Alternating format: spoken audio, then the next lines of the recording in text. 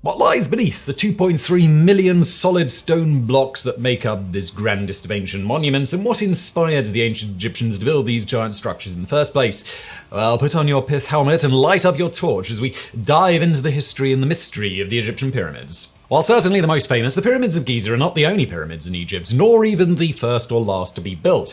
Indeed, there are over 180 such structures scattered across the country, their construction spanning a period of over 2,000 years.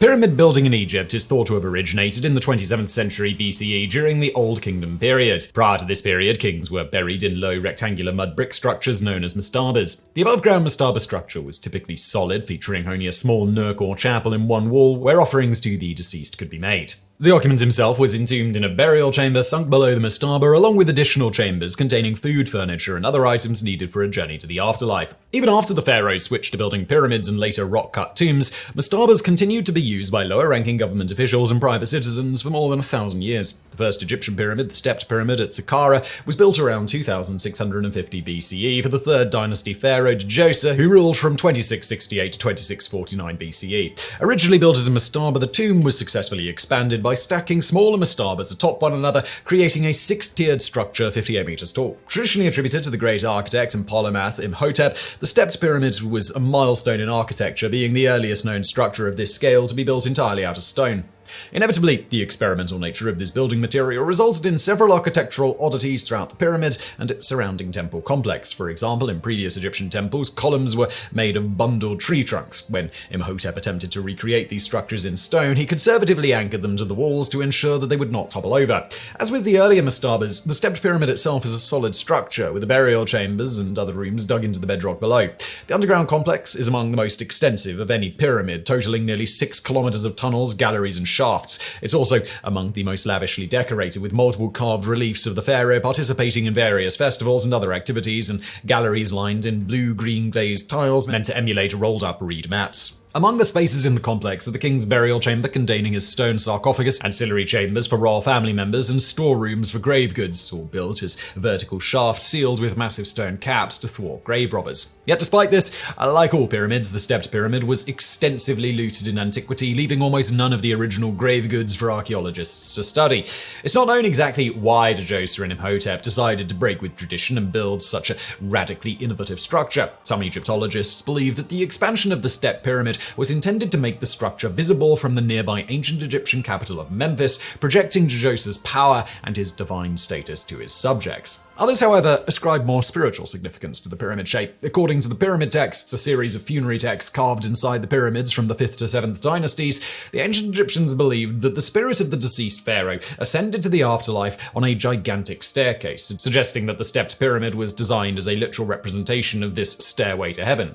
Still others, however, believe that the pyramid shape was intended to represent the spreading of rays of the sun, or Benben, the primordial mound from which the creator god Atum was believed to have created the world. This theory further posits that the stepped pyramid was actually intended from the start to be a regular smooth-sided pyramid like those that came later, but that this plan was interrupted by Djoser's death, a view supported by the fact that the pyramid's base is square rather than rectangular like those of traditional mastabas. Indeed, cosmic factors informed the construction of every pyramid, whose bases were often aligned with the points of the compass. All pyramids, and indeed all royal tombs, were also built on the west bank of the Nile, since this direction was associated with the setting sun and thus the entrance to the afterlife. Whatever the case, this pioneering experiment kicked off a period of pyramid construction that would last nearly 1,000 years. Djoser's step pyramid was followed by 3 more, built by his 3rd dynasty's successors, Sekhemkhet, Kahaba, and Huni, though none of these have survived in nearly as good condition as the original. Then around 2600 BCE, the 4th dynasty pharaoh, Sneferu, kicked off another surge of innovation when he attempted to convert a stepped pyramid begun by his predecessor Huni at Medum into a more classical smooth-sided pyramid. Unfortunately, right from start, the Medum pyramid was plagued with architectural errors. Not only did the original stepped pyramid core occupy the whole of the bedrock foundation, forcing Sneferu's builders to stack the casing stones directly on the desert sand,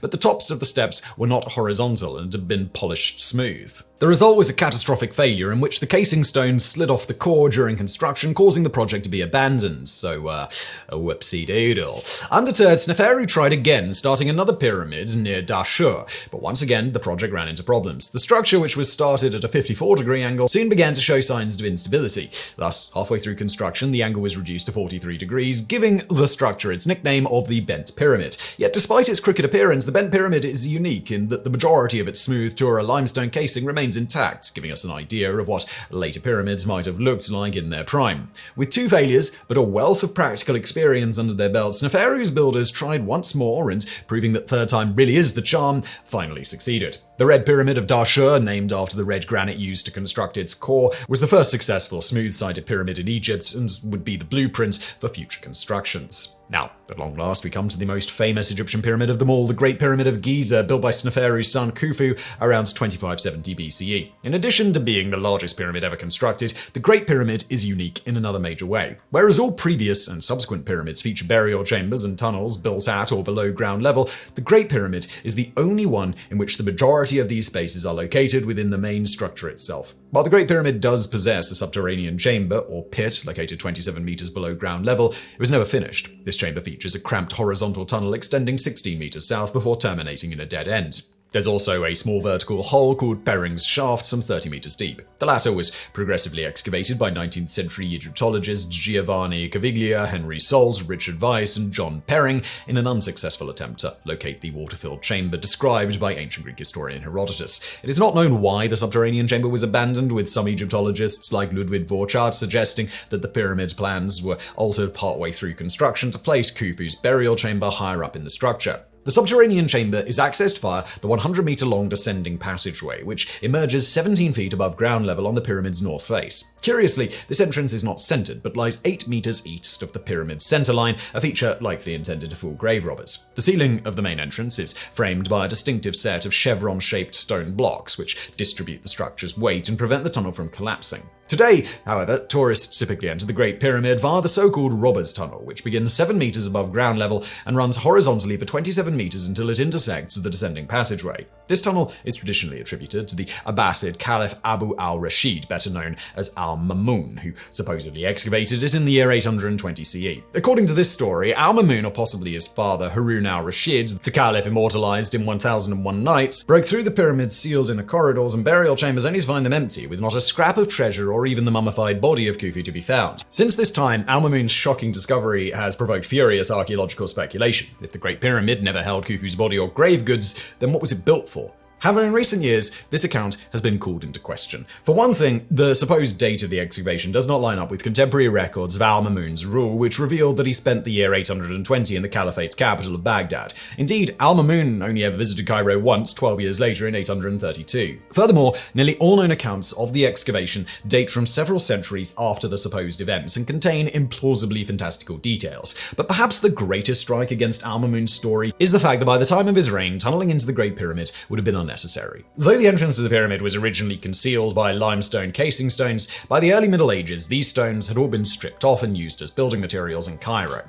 The entrance would thus have been exposed and well known. Indeed, the ancient Greek historians Herodotus and Strabo both describe this entrance in great detail. Given this fact, al-Mamun would have no reason to tunnel from the outside of the pyramid and could have started his excavations from within the descending passage. Far more likely is that the tunnel was dug by looters in antiquity and later became choked with rubble and forgotten. Al-Mamun, if he ever excavated the pyramid at all, likely only rediscovered, re-excavated, and enlarged the original tunnel. As for how the looters knew where to dig, many grave robbers in ancient Egypt are thought to have been workers who built the tombs themselves and thus had intimate knowledge of their construction and security measures. 28 meters down from the main entrance, the descending passageway intersects with the ascending passageway, which rises at a 26-degree angle towards the south into the heart of the pyramid. To prevent grave robbers from accessing the passage, its entrance was plugged with 3 enormous granite blocks, each around 1 meter cubed and weighing 2,600 tons. These were likely concealed under the limestone blocks matching the rest of the pyramid structure,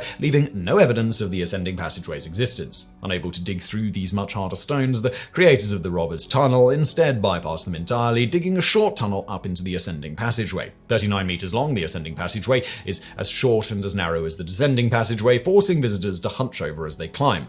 However, this tunnel soon opens up into the Grand Gallery, a spectacular granite-lined corridor 9 meters tall and 47 meters long. At the junction of the ascending passageway and the Grand Gallery, visitors must step over a large large hole in the floor, which marks the top of the so-called well shaft, a narrow tunnel that crookedly winds its way 50 meters down to the base of the descending passage, just above the entrance to the subterranean chamber. The well shaft is believed to have served as an escape tunnel for the pyramid workers, allowing them to exit the pyramid after placing the ceiling stones at the entrance of the ascending passageway.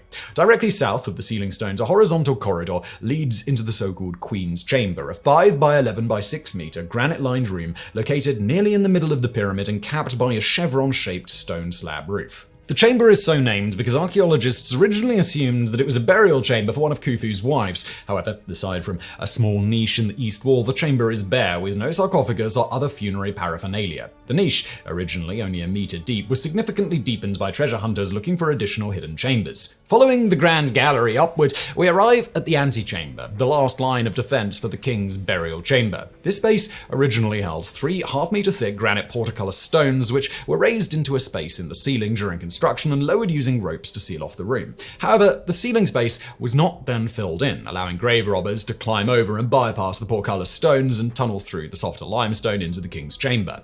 Later, all 3 portcullis stones were broken up and carried out, clearing the antechamber. And finally, we arrive at the largest and higher space in the pyramid, the King's Chamber, where Emperor Napoleon is said to have spent his haunting night. The chamber, built of smooth granite blocks, measures 10 by 5 by 6 meters and contains a single object, a rectangular solid granite sarcophagus.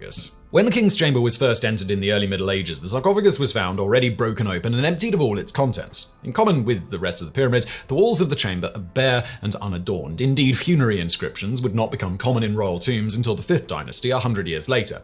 Above the King's Chamber are a series of smaller chambers separated by horizontal granite slabs and capped by a chevron slab roof. Known as the revealing chambers, these were likely built to relieve the stress on the chamber roof and prevent it from collapsing under the weight of the stone above. The first of these chambers has been known about since antiquity, being accessible from the Grand Gallery via a narrow passage. Then, in 1837, British archaeologist Howard Vyse noticed a crack in the ceiling of the first chamber and inserted a narrow reed, revealing another empty space above. He and his workmen proceeded to cut through each subsequent slab with drills and dynamite, revealing 4 additional chambers in all. Inside these spaces, Vyse discovered leveling lines, masons' marks, and ancient graffiti spelling out the names of the work gangs who built the chamber, proving that no matter what the era, people cannot help but scrawl, "I was here," wherever they go.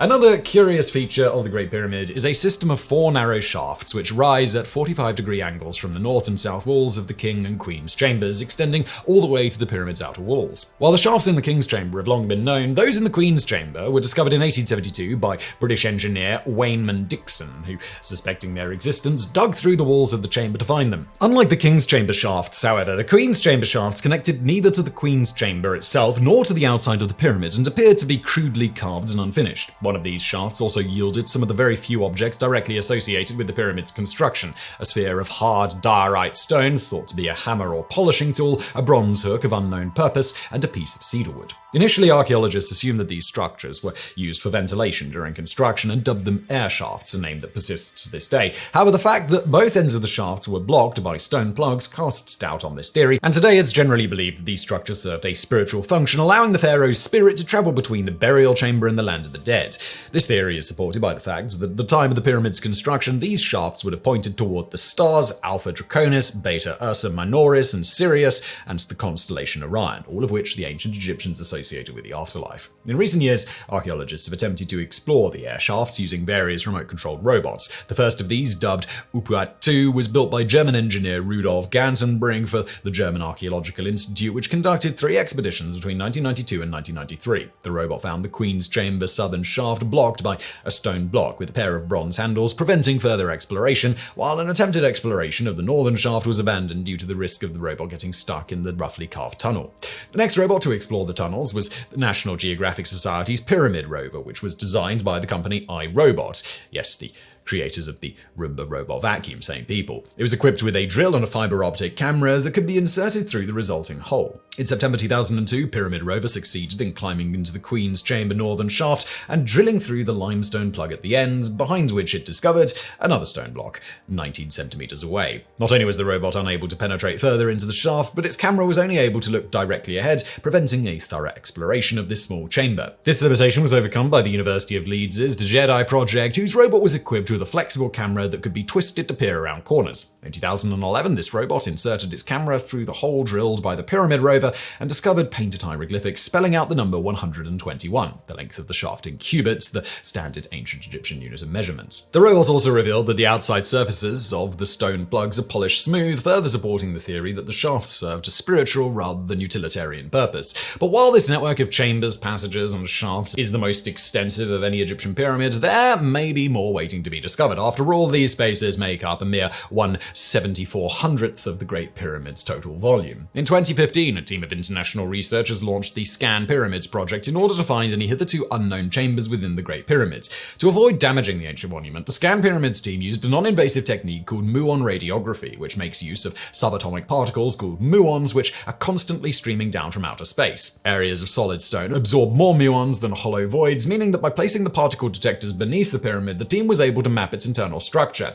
In 2017, after collecting 140 days worth of data, the team announced that they had discovered two major anomalies: a smaller void located directly behind the main entrance chevron stones, and a much larger space, some 100 cubic meters in volume, around 10 meters above the Grand Gallery. Due to its proximity to the pyramid's outer surface, the team decided to focus on the first anomaly, and in March 2023 succeeded in penetrating it with a fiber optic camera inserted through a gap between two stones, revealing a small corridor 2 meters tall by 2 meters tall and 9 meters long. Like the relieving chambers above the King's Chamber, this space was likely built to redistribute structural loads away from the entrance and descending passageway. But the second space, which Egyptologists have dubbed the Big Void, remains a mystery, its deep location preventing researchers from accessing it, for now at least. Despite these discoveries, however, many mysteries remain. Was Khufu actually buried in the pyramid only for his mummy and grave goods to be looted in antiquity, or were the pyramid's inner chambers sealed empty? If so, why? And what was the purpose of the Queen's Chamber? Also, why was the subterranean chamber abandoned and the burial chambers moved upwards into the heart of the pyramid? Unfortunately, few records from Khufu's reign survive, while subsequent pyramids, like those built next door by Khufu's son Khafra and his grandson Menkaure, provide few answers, being built in the old style with solid bodies and burial chambers at or below ground level. Whatever the case, with the construction of Menkaure's tomb, the age of pyramid building reached its high watermark. Subsequent Old Kingdom pyramids were hastily built from poorer quality materials like mud brick encased in stone, and are now almost all in ruins, either due to natural erosion or the plundering of stone for construction projects by the Romans or the Ottomans. Unlike the tomb of Khufu, Khafra, and Menkaure, however, many of the later pyramids were lavishly decorated, their burial chambers adorned with extensive funerary inscriptions known as the pyramid texts. Pyramid building largely petered out by the end of the Old Kingdom, though the Middle Kingdom saw a brief revival of the practice, lasting from the 12th dynasty to the 13th. However, by the start of the New Kingdom in the 16th century BCE, the pharaohs had abandoned above-ground mastabas and pyramids in favor of rock-cut tombs at sites like the Valley of the Kings, which were much easier to conceal and guard from would-be looters. It is here that some of the most famous pharaohs, including Ramesses II and Tutankhamun, were buried.